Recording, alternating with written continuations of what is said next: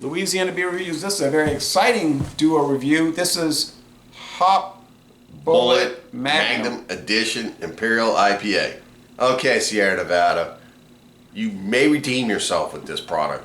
We're not sure. After that, other little stuff. stuff. Nah.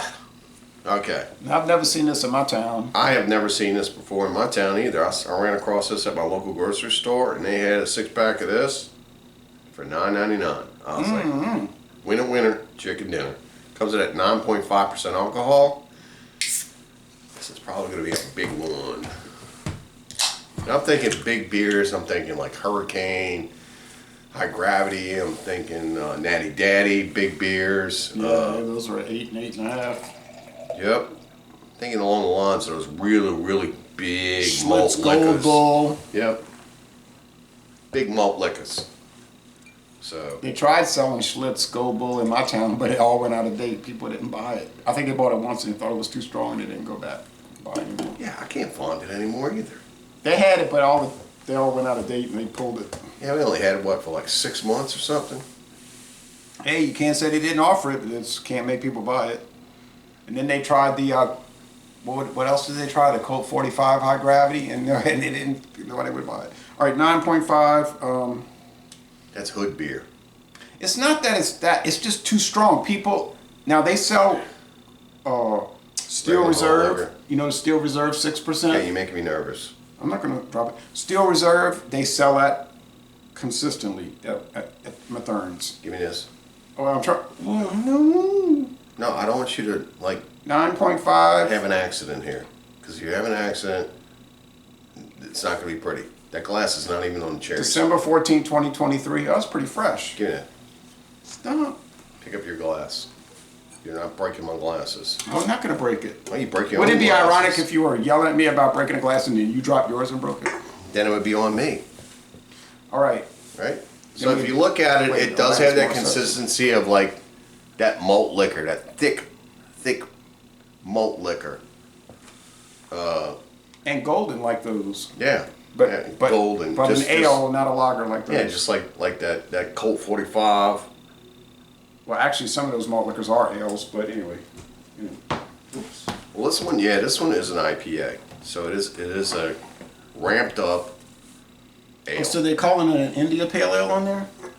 Not just a strong ale? Imperial IPA. Oh, huh. I told you Imperial IPA. Okay, so this is labeled as an ale. So cheers. Sort of like a Hoptimum type of situation. Come on, Sierra Nevada. Let's see what we can do here. Your sirens. Hey, wait, talking about Hoptimum, why we don't get Hoptimum anymore? It seemed like... Probably don't make it. It seems forever since...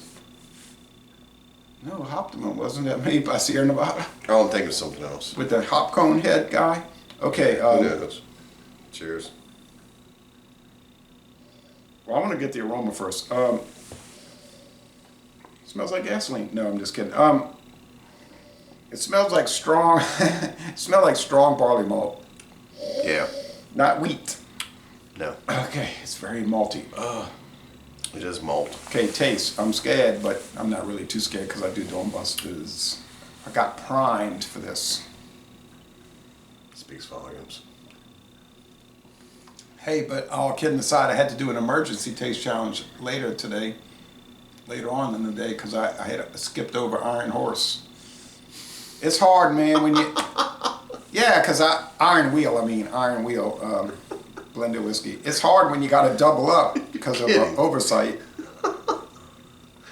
I looked in the back of the cabinet and I was like, oh, doggone it, Iron Wheel. I forgot to do that one. Now I got to double it.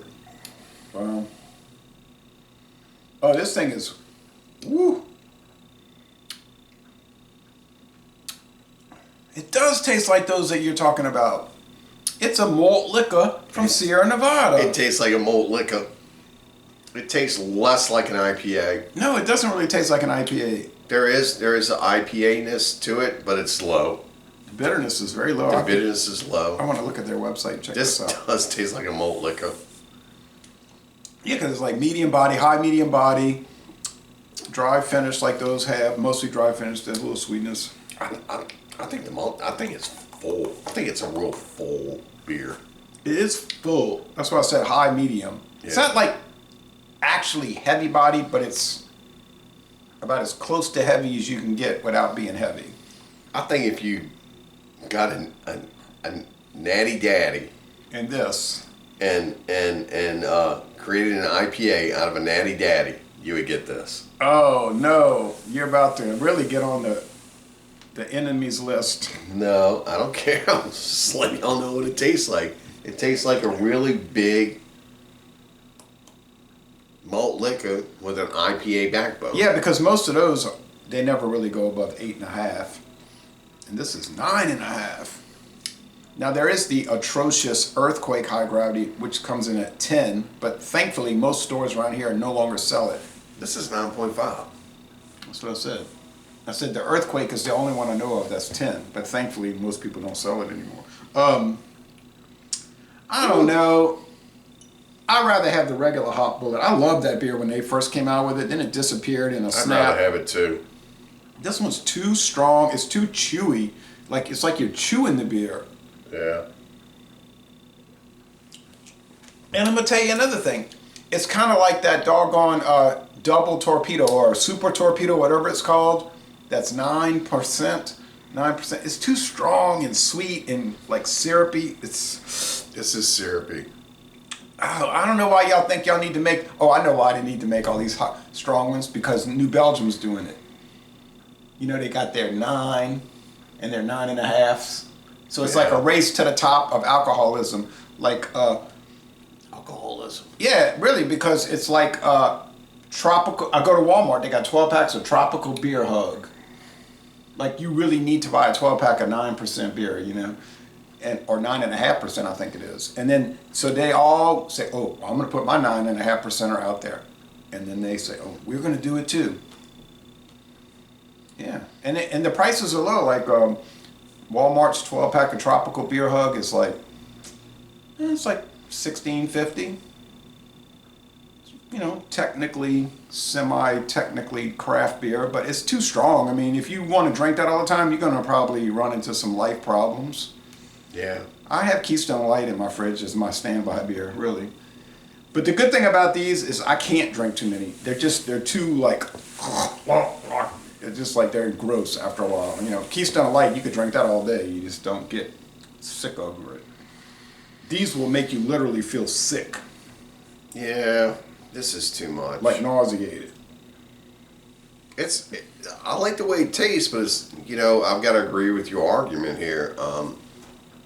Like, how many of these things can you drink? You know?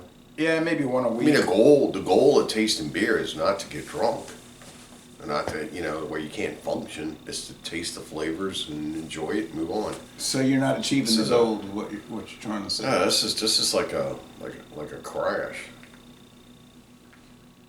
It's like we need to go and drink this at the Crash Landing by the interstate. Man, that thing's been gone for 30 years. You remember the Crash Of Landing? course I did. I walked in there when I was a kid. Well, not literally a kid, but I was 15. and they let you in Sure did. at Crash Landing. Sure did. I guess you went to. I guess you also walked into Kenny Vincent's Southside. Remember that over there in Fat City? The fun is on the South Side. Kenny Vincent's Southside. Kenny Vincent's Southside. You remember that in Fat City? I was 18. Oh, I was well. the legal age. Yeah, I went to all that.